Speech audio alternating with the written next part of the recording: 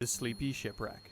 If I were to ask you how you would go about surviving a shipwreck, what would you say? Would you suggest wearing a life jacket at all times? Staying only within the vicinity of an emergency boat while on the ship? Maybe staying sober for the entirety of your boat ride to ensure that you were always alert? What if I told you that, at least for some people, the secret to surviving maritime disaster was actually sleep?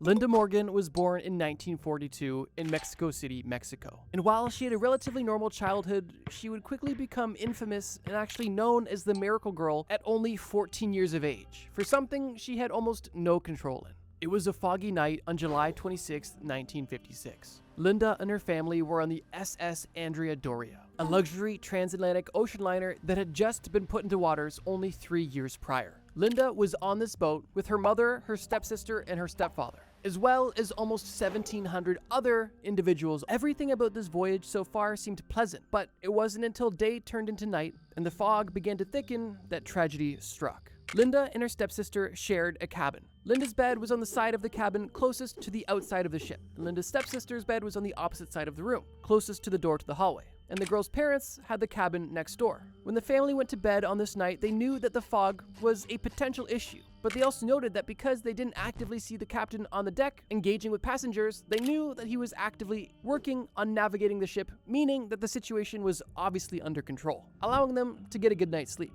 However, that wasn't exactly the case.